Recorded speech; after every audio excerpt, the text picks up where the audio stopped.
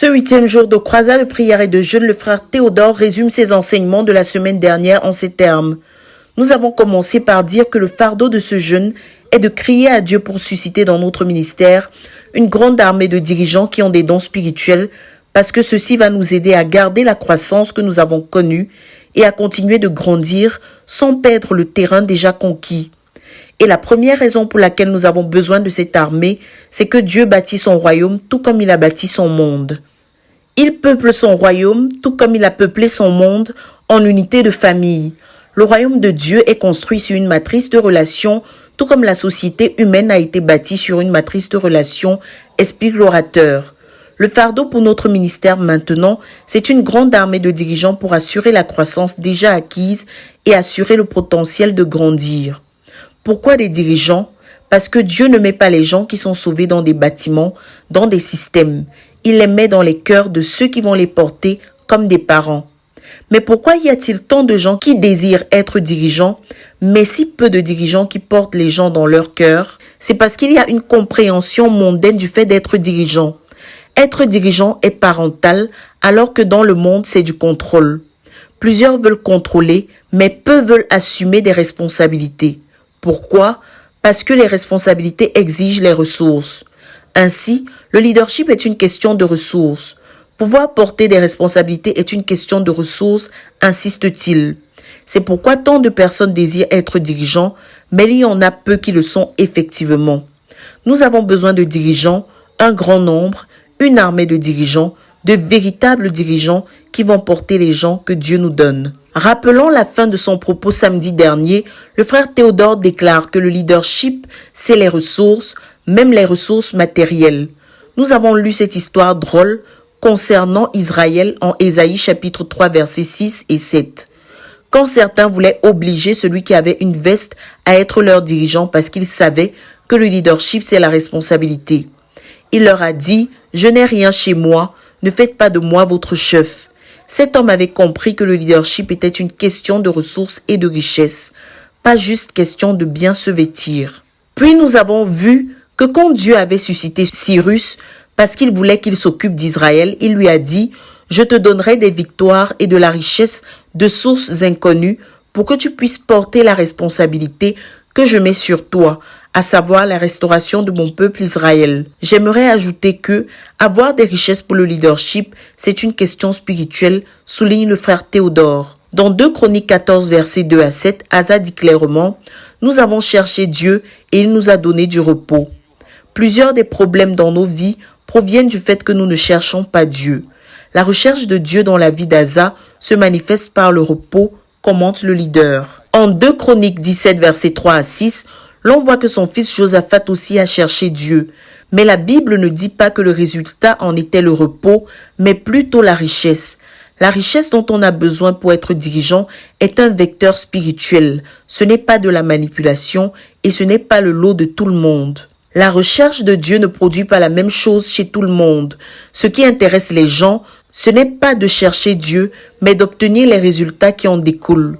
Voici 2 dirigeants qui ont cherché Dieu et leurs résultats étaient différents parce que leurs circonstances aussi l'étaient. La richesse qui rend quelqu'un dirigeant n'est pas pour ceux qui veulent être dirigeants, mais pour ceux qui cherchent Dieu. Quand Josaphat a réalisé que chercher Dieu est bien, il a mobilisé la nation entière pour le faire.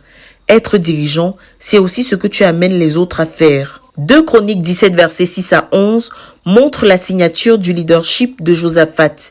Il a compris comment Dieu travaillait avec lui et il a donné à Israël ce qu'il a reçu. En cherchant Dieu, il a reçu des dons des individus. Et quand il a amené Israël à chercher Dieu, les nations autour de leur apportaient des dons. La richesse est spirituelle. La jalousie fait que les gens ne réalisent pas que les choses qu'on voit dehors ont des racines dedans, déplore-t-il. Au chapitre 18, ayant richesse et honneur, il s'est allié à Akab et avec toutes les compromissions qui ont suivi, toutes ces tentatives pour acquérir de la richesse ont été vouées à l'échec. Il a pris pour acquis tout ce que Dieu avait fait et sa chute a commencé. Quand Dieu nous bénit, on finit par croire que cela est naturel, fait-il remarquer. Je prie que Dieu ouvre ton cœur, que tu connaisses la paix et que tu cesses les luttes inutiles. Tous ont fait la même chose, mais les résultats étaient différents selon les besoins de chacun. 2 Chroniques 26, versets 3 à 5, montre que Josias a eu du succès comme résultat de sa marche avec Dieu. Cependant, Zacharie, qui lui avait appris à chercher Dieu, n'avait pas du succès. Plusieurs cherchent Dieu avec des motifs impurs. Ils reproduisent ce que les autres font pour obtenir les mêmes résultats. Nous avons besoin des dirigeants pour garder ce que nous avons déjà, mais nous n'avons pas beaucoup de dirigeants parce que le leadership est une question de responsabilité. Dans la société humaine, Dieu ne garde pas les gens dans les écoles, les hôpitaux, les hôtels ou les marchés. Il les garde dans les familles. La société humaine a été construite par famille.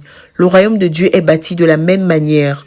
Dans le monde, Dieu suscite les parents. Dans son royaume, il suscite des dirigeants et leur confie des responsabilités. Et il est sage dans sa manière de faire les choses.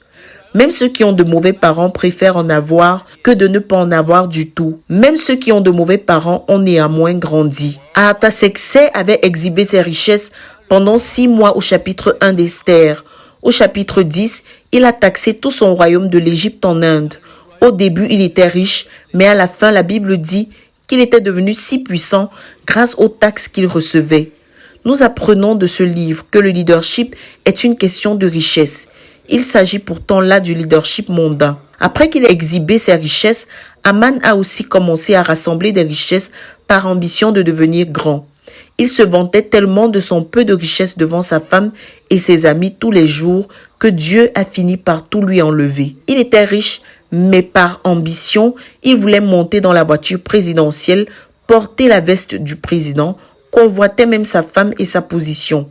Il était en même temps si riche, mais si pauvre. C'était de la jalousie. Aujourd'hui, nous allons commencer à voir que la richesse dont les dirigeants ont besoin, ce n'est pas juste de la richesse pécuniaire. À travail spirituel, richesse spirituelle. À travail humain, richesse humaine. Nous avons commencé par dire que le leadership exige de la richesse parce que le leadership, c'est porter des responsabilités. Nous voulons continuer en disant que le leadership spirituel exige des ressources spirituelles. Plusieurs veulent être des dirigeants spirituels parce qu'ils s'attendent aux richesses matérielles. Ce sont des dirigeants pleins de convoitises. Et même lorsque ces ressources sont financières ou matérielles, elles viennent par une dynamique spirituelle. D'après Nombre 7, versets 1 à 9, l'on voit que ce que Dieu donne à chacun, c'est en fonction de son travail, explique l'orateur.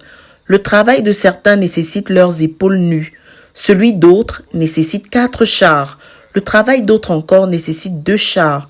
Ils étaient tous des dirigeants, mais ce ne sont pas tous qui avaient besoin de véhicules pour leur service. Si tu penses et si tu souhaites que Dieu te donne ce qu'il a donné à d'autres à cause de leurs tâches, comment Dieu va-t-il pouvoir le faire?